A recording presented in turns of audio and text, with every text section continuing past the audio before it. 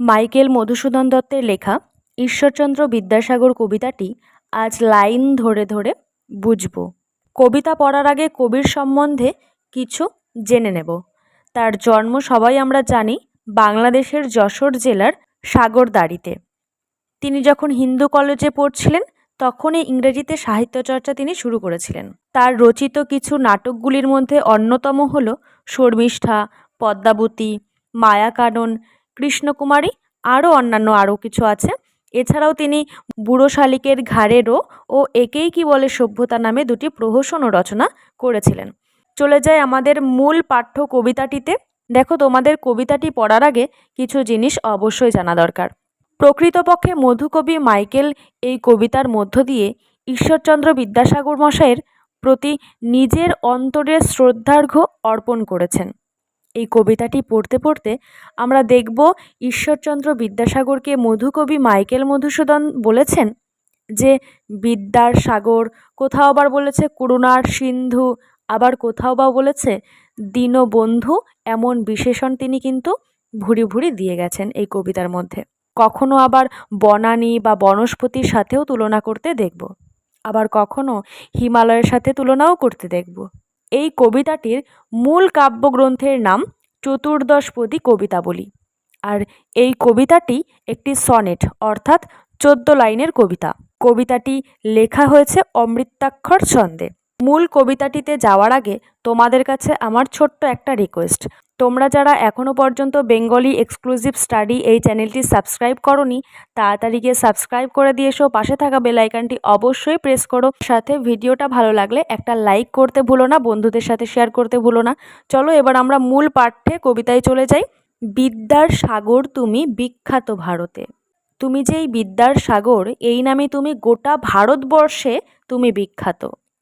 করুণার সিন্ধু তুমি, সেই জানে মনে দিন যে দিনের বন্ধু। তাহলে কি বলছে? তুমি শুধু বিদ্যার সাগর নও, করুণারও সিন্ধু তুমি, অর্থাৎ সমুদ্র। সিন্ধু কথার অর্থ সমুদ্র। তুমি করুণারও সমুদ্র। এটা তার মন জানে যে তুমি করুণারও সিন্ধু। এখানে কার মনের কথা বলা হচ্ছে? যে দিন অর্থাৎ দরিদ্র বা দুঃখী। তুমি দিন দরিদ্র মানুষের বন্ধু, তুমি করুণার সিন্ধু।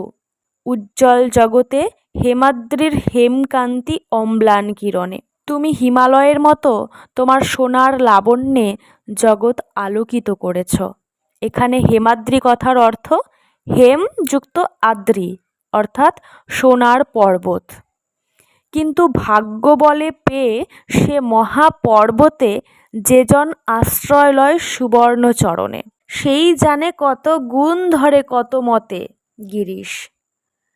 বলছে যেজন নিজের ভাগ্যের বলে এই সোনার চরণ আশ্রয় নিতে পারে, এই মহাপর্বতের সান্নিধ্য লাভ করতে পারে, সে জানে এই গিরিশ তথা, গিরিশ কথার অর্থ হিমালয়, এই গিরিশ তথা হিমালয়ের কত গুণে সমৃদ্ধ।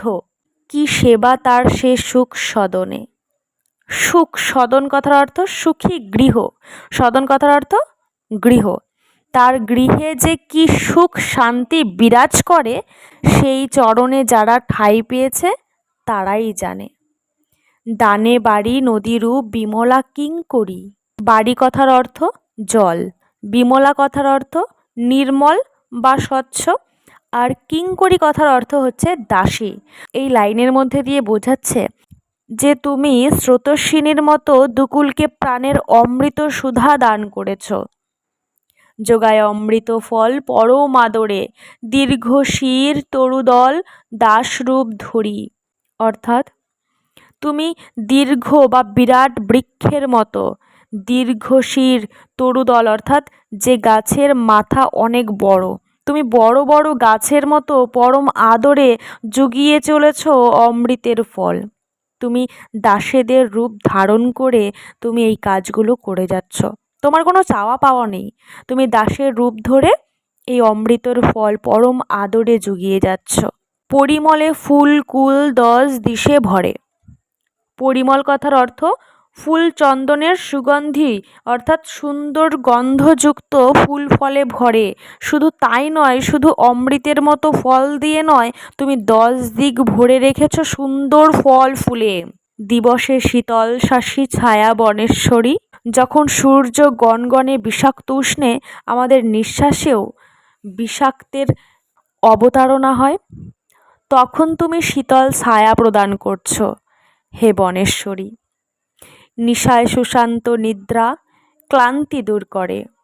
তোমার শীতল ছায়া রাত্রে সুনিদ্রা এনে দেয়, সমস্ত ক্লান্তি দূর করে দেয়। এই প্রত্যেকটা লাইন মাইকেল মধুসূদন দত্ত ঈশ্বরচন্দ্রকে ডেডিকেট করেছে।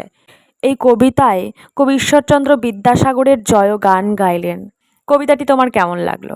আর এই কবিতা থেকে গুরুত্বপূর্ণ যদি কিছু প্রশ্ন জানতে চাও, অবশ্যই আমাকে কমেন্ট বক্সে লিখে জানিও। আমি পরবর্তী ভিডিওতে এমসিকিউ টাইপ কোনো কোয়েশ্চেন আমি তোমাদের অবশ্যই দিয়ে দেব। আজ এই পর্যন্তই, দেখা হচ্ছে নতুন একটা দিনে নতুন কোনো ভিডিওতে। সবাই সুস্থ থেকো, ভালো থেকো।